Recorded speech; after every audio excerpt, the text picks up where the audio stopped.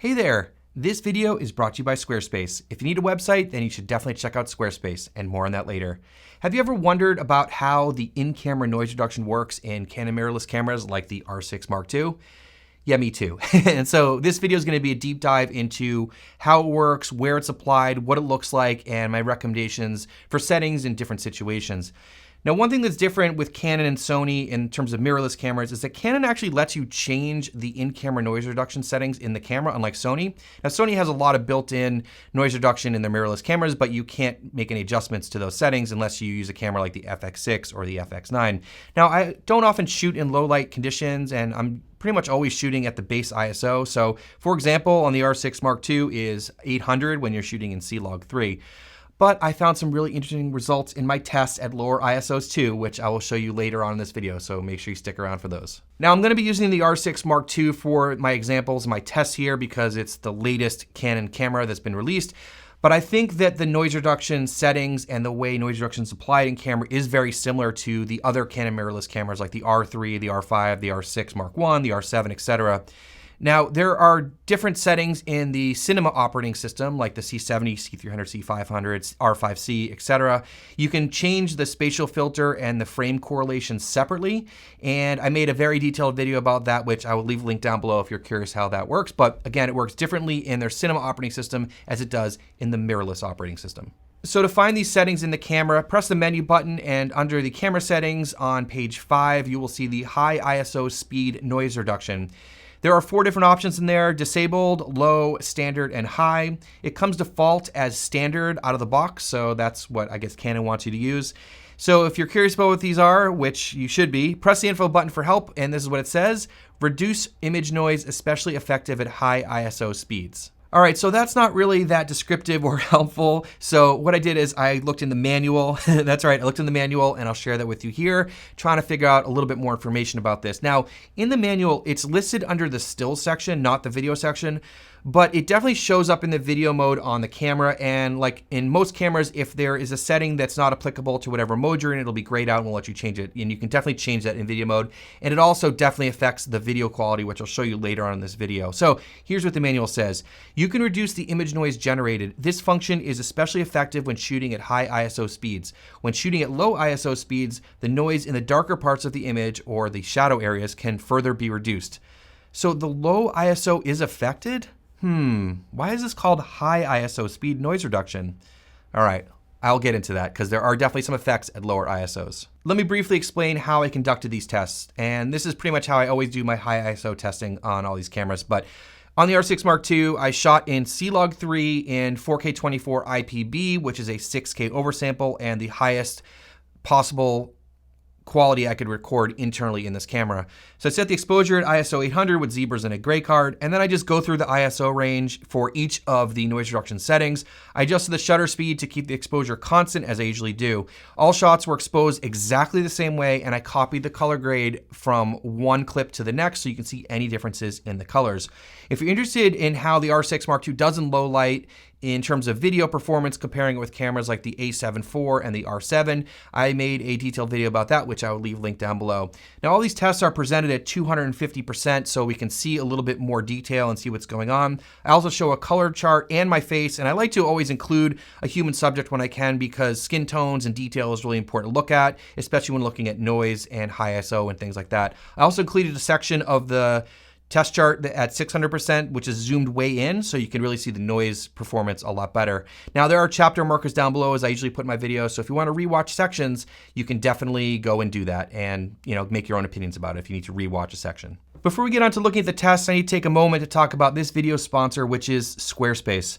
If you're a creative, a content creator, or a small business owner, you need a website. Believe me, you really do. I'm really excited to have Squarespace sponsor this video because I have been personally using Squarespace for years. Your website can be as simple as a landing spot for people to find your contact info and social media, but it's great to show off your photos, videos, portfolio, artwork, etc.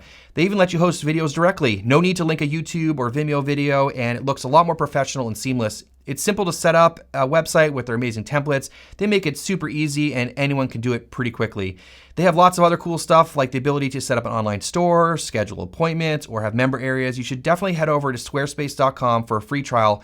And when you're ready to launch, go to squarespace.com/JoshSatin to save 10% off your first purchase of a website or domain. Link in description. Now on with the tests. Keep in mind this is called the high ISO noise reduction, but there was that hint in the manual about the low ISO range. I also want to point out that there are two kinds of noise in an image. There is luminoise and chroma noise. Luminoise is the general noise pattern that you're used to. It's changes of light or luma, and so that's kind of what you're used to. When you see things getting noisy, you think of luminoise. But there's also chroma noise, and chroma noise is different because it's a change of colors in the noise pattern.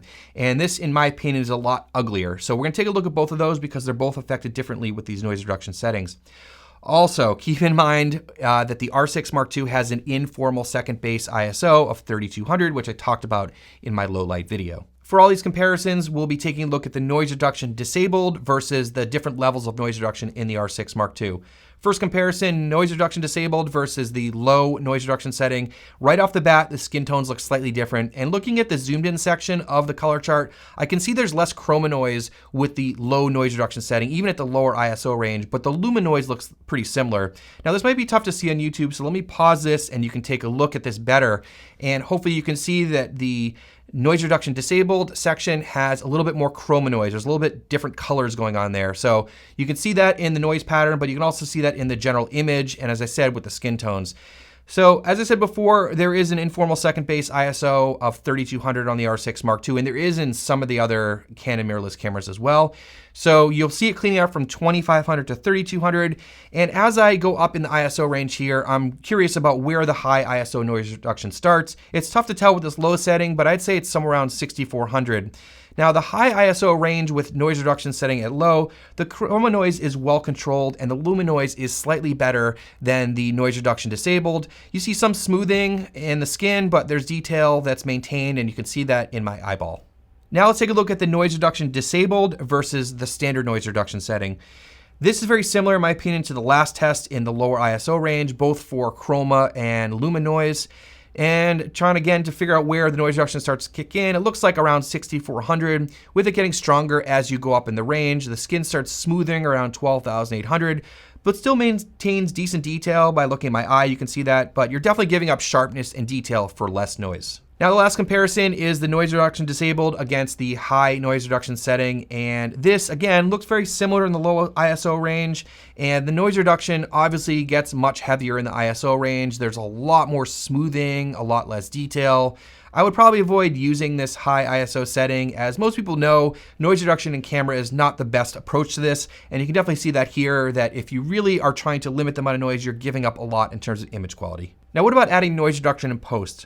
Well, this is generally the best way to apply noise reduction to get the cleanest possible image.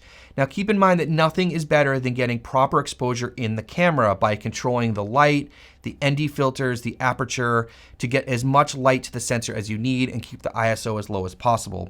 Now, I know that Neat Video and DaVinci Resolve will give you really good results in terms of applying noise reduction, but I edit in Final Cut Pro, so I'll show you that. And I know those will do a better job, so you don't need to get all crazy in the comments. But I don't usually use noise reduction in my workflow because I almost always shoot at the base ISO and get proper exposure, so Final Cut works fine for me. So for this comparison, I use the built-in noise reduction in Final Cut Pro set to high with no sharpening, and we're going to compare that here with the standard in-camera noise reduction. So take a look in here at the noise, but one thing I notice about this, and this probably mostly has to do with the Final Cut Pro's noise reduction not being that great, is that the in-camera looks a lot better here, and this is comparing this against the standard in-camera noise reduction.